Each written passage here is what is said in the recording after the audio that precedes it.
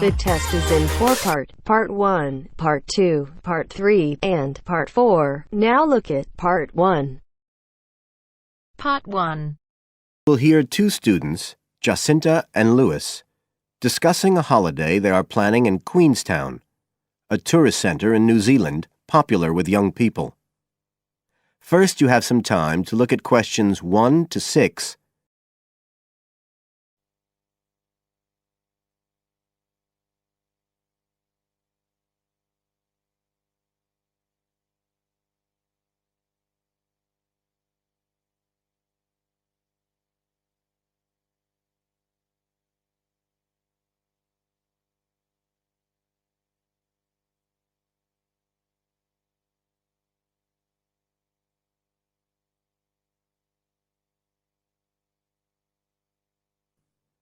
You should answer the questions as you listen, because you will not hear the recording a second time.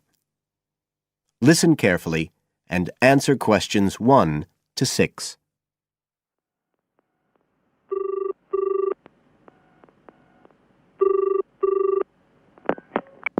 Hi, Lewis. It's Jacinta here. Oh, hi, Jacinta. I was just going to call you. I was thinking we ought to do something about accommodation for our trip to Queenstown. Yeah, actually, that's just why I rang you.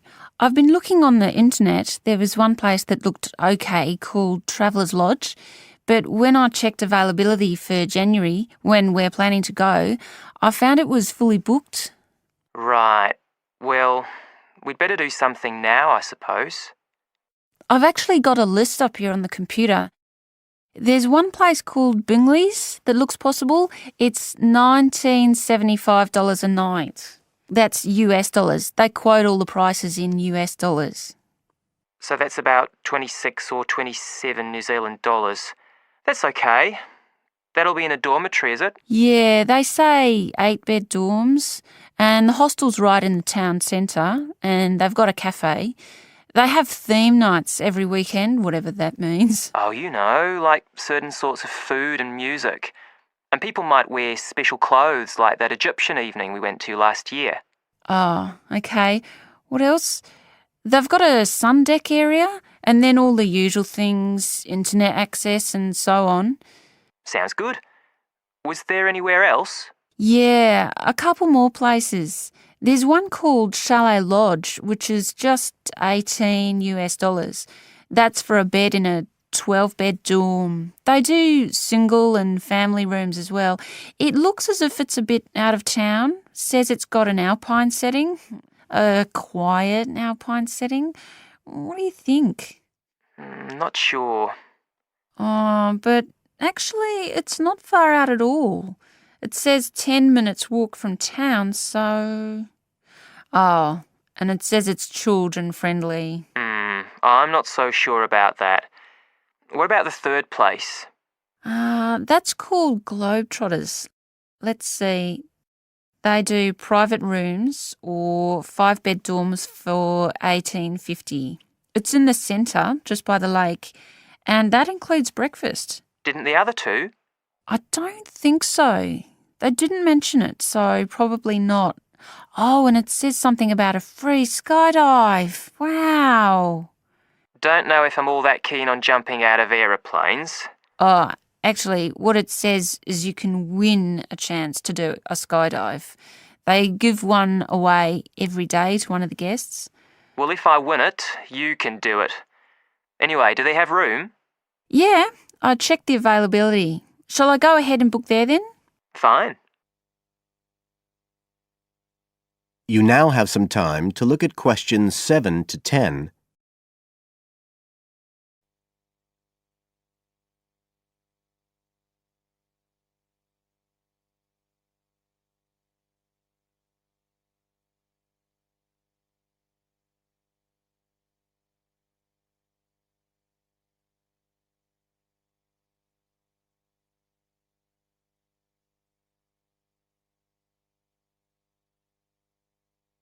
Now listen and answer questions 7 to 10. I was looking at what there is to do too. There are lots of sites offering deals for adventure sports. I suppose we have to do a bungee jump. Why? Well, it's Queenstown where they more or less started it as a sport. You can, if you really want to jump off the side of a bridge with an elastic rope tied round your ankles. I'll watch. Okay, so what do you want to do? As far as adventure sports go, I was talking to someone who went whitewater rafting there. He said it was really awesome. They drive you up the Shotover River and then you come down on a rubber raft through the whitewater rapids where the river's really narrow and fast and end up going through a tunnel nearly 200 metres long. I think it's quite expensive though. Oh, I'm on for that if you are. Cool. The other thing you can do is the jet boat ride. That sounded just a lot of noise though. It's basically just whizzing round on the river on a very fast boat, isn't it? My friend did that as well. He said it was a bit touristy, but worth it. I'll give it a go. You go right up the river canyon. He said the drivers were really skillful, but I don't mind going on my own. But there's lots to do as well as the whole commercial adventure bit. We ought to do some trekking. The scenery around there's amazing. I don't want to miss that. The place to start's Glenorchy, apparently, about 40 minutes drive. That's where lots of the wilderness trails begin. Okay, I'll pack my walking boots. I'd better start getting in training. I haven't done anything except sit at my desk for months. Now, is there anything else we need to decide?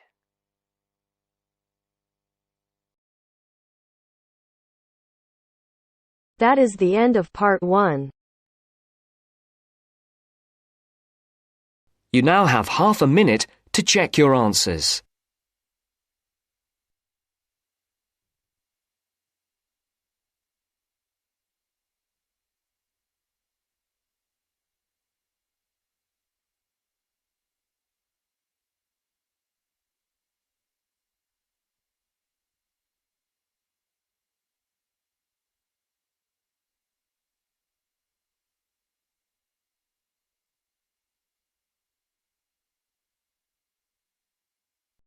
Now turns to part 2. Part 2. You will hear an extract from a radio program for people who live abroad. Listen and answer questions 11 to 17.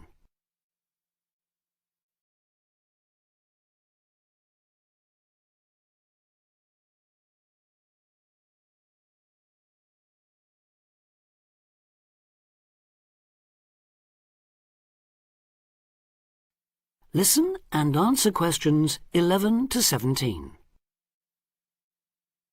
You're listening to Expat News, a weekly broadcast for the English-speaking community in this great city.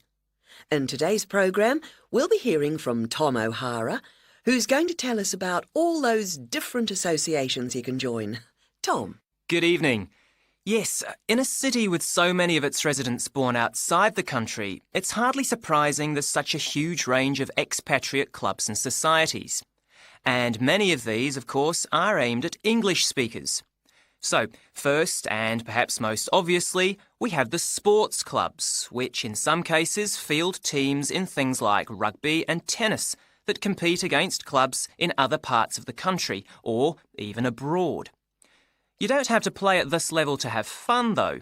They can be just a great way to do some exercise and, of course, to get to know other people, especially if you're new in town.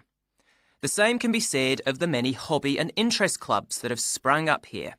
Everything from landscape photography, such as the Viewfinders Club in the Harbour District, or Focus on the Airport Road, to old favourites like stamp collecting. Remember that this country has a long tradition of unusual and perhaps even eccentric societies, so there should be something for everyone. A place where you can meet people of different nationalities with the same social and or cultural interests as you. For those who may be interested in rather more than just friendship, there's a wide range of lively social clubs. Several singles associations organise dancing of various kinds, while for people in a real hurry, there's speed dating, in which everyone talks to everyone else for just 5 minutes. Then, at the end, they decide which of them they would like to meet again by ticking their names on a list. In complete contrast to these are the many religious associations, reflecting the diversity of faith groups present in this multicultural city. Many of them, of course, have their own places of worship. Perhaps also of interest to those who've come here from other parts of the world are the international and cultural societies. These often provide a meeting place for people from a specific country, China, for instance, and particular ethnic groups, such as Afro-Caribbeans. As in other major cities, we have here local branches of many charities with names familiar around the world. Meetings of human rights organisations like Amnesty International are held regularly in English, as are those of environmental groups such as Greenpeace. All funds raised, by the way, go to the same kinds of good cause as they do in other countries you may have lived in. Inevitably, perhaps, there are also the political clubs, often connected with a particular party and, indeed, a particular country. So we have, for example, a local association of Republicans linked to and campaigning for that party in the US, and Liberal Democrats here doing the same for their party in Britain. Finally, on a lighter note, there's plenty to choose from in the performing arts. Whether you enjoy taking part or just watching and listening, you can take your pick from a whole range of groups.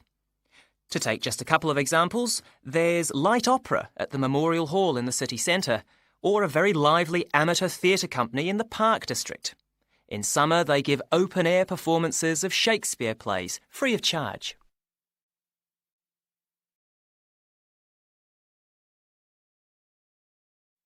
Now answer questions 18 to 20.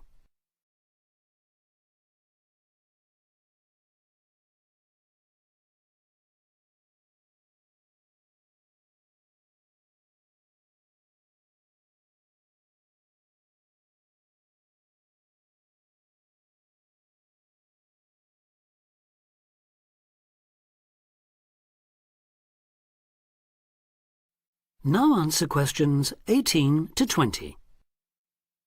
I should mention at this point that clearly some districts have a higher concentration of English-speaking clubs than others, and that certain parts of town tend to specialise in particular activities. An obvious example would be the number of water sports clubs down near the river. Whatever the number, though, they usually have one thing in common. With the exception of a few associations linked to particular countries and supported by their embassies here, in the vast majority of cases, it is the individual members who fund them, so an entry fee or a subscription will be charged. You may be used to council-subsidised sports centres and the like in your home country, but I'm afraid that's not the case here. Assuming you can afford it then, you can be fairly sure that somewhere out there you'll find a club that caters for your own particular fascination. If it's very important to you and you intend to spend a lot of time on it, it might even determine which district of the city you decide to live in. In the unlikely event that you really can't find such a club, the solution is to try to persuade friends and anyone else you meet of the need for one. You could also use the local small ads on the internet to suggest the idea. You'll be amazed at just how many people share even the strangest interest. Then you can start your own.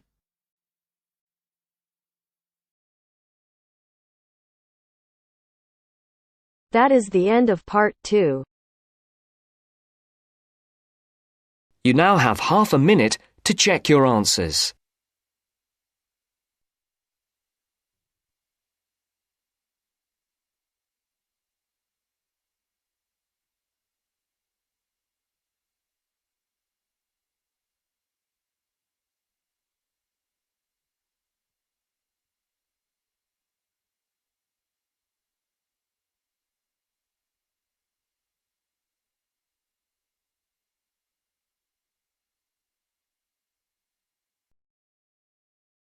Now turns to part 3. Part 3. You are going to hear a conversation on animal protection. First, you have some time to look at questions 21 to 25.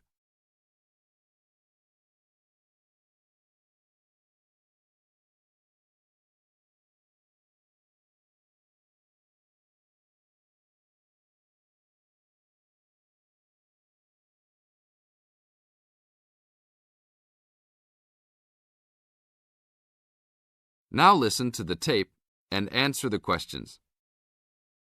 Thanks for joining us today, Mike. How did Baja California become a consideration for a condor release?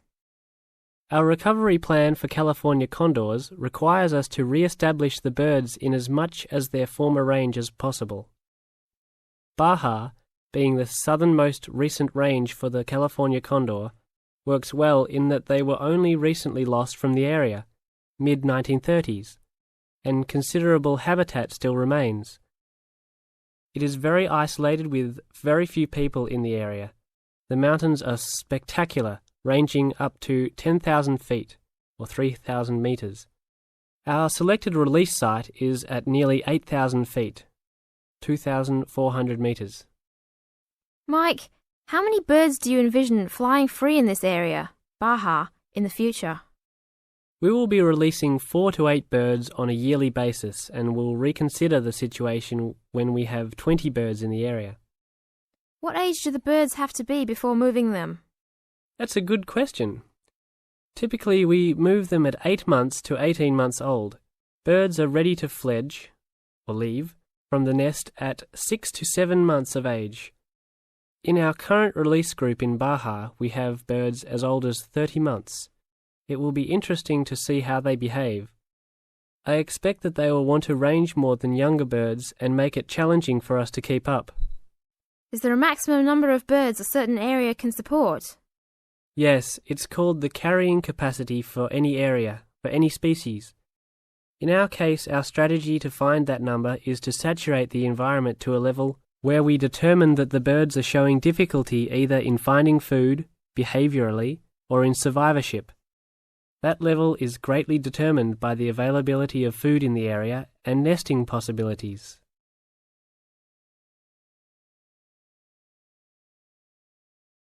Now look at questions 26 to 30.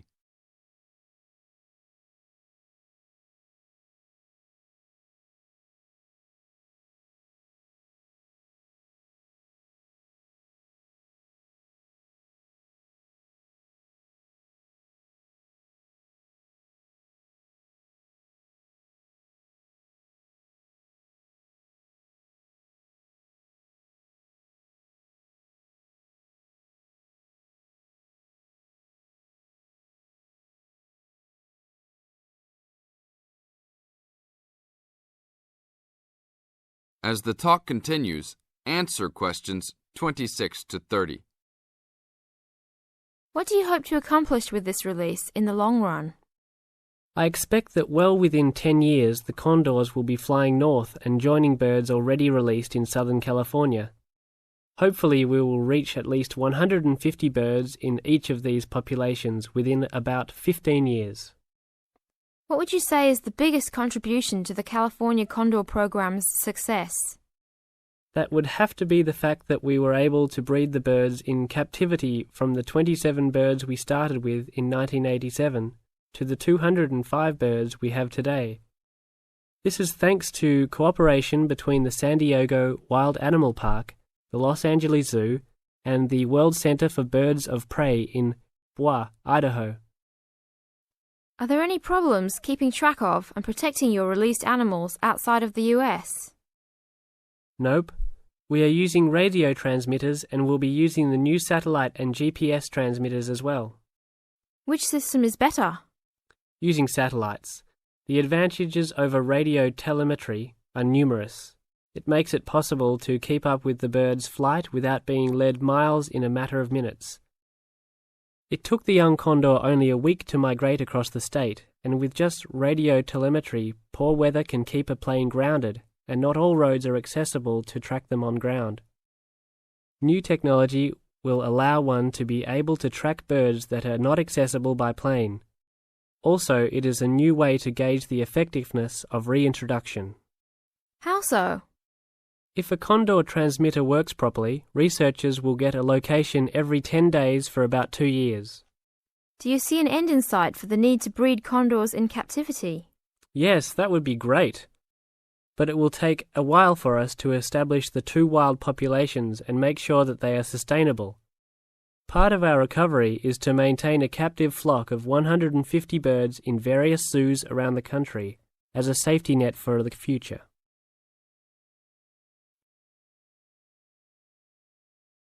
That is the end of part 3. You now have half a minute to check your answers.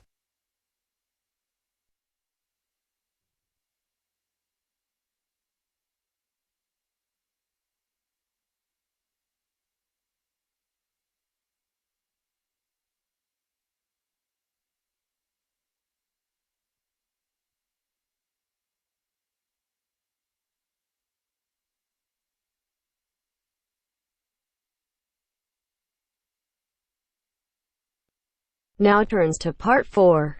Part 4. Listen to somebody giving a talk about homelessness and check your ideas. First, you have some time to look at questions 31 to 40.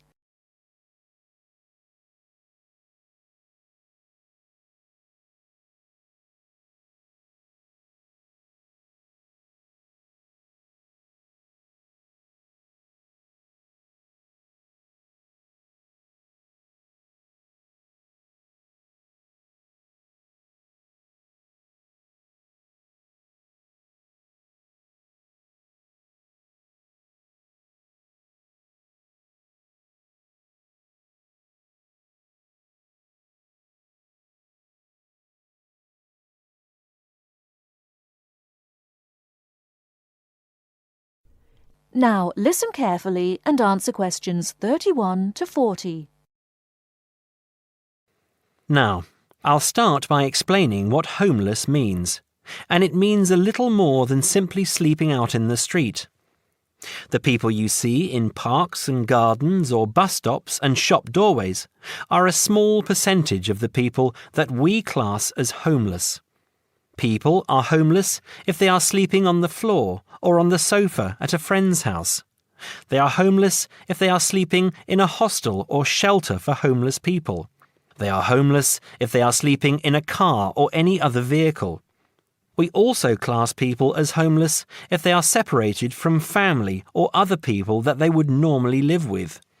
People are homeless if they live in conditions that are so bad that their health is affected. And they are homeless if they are in danger of violence or physical abuse. That means, as I said before, that homelessness is a much bigger issue than a few people sleeping in bus stops or shop doorways. This is just what you see. So why do people become homeless? People do not choose to be homeless. They are not sleeping rough because they have chosen to leave a safe home or families who love them. They are homeless because there is no other option. People become homeless because they are poor, because they cannot afford to pay rent, or sometimes because they cannot afford to pay the mortgage on a house or apartment that they have bought. People become homeless because they lose their job or have never had a job. There are related problems that often result in a person becoming homeless. Many homeless people have a drug addiction. They are either homeless because they spend their money on drugs, or they have become addicted to drugs because they are homeless. A high percentage of homeless people have mental health problems and find it difficult to make the decisions about their lives that most people can make. A number of homeless people are ex-prisoners. When they are released from prison, it is very difficult to find a job and a place to live. Many people become homeless because the owner of their home, a landlord or landlady, evicts them. If people have lived in the same place for a long time and then suddenly lose it, they can find it impossible to afford the increased rent for a new home. Many people have to move out of the place they live because it is dangerous. A young person may have a violent father or a wife a violent husband.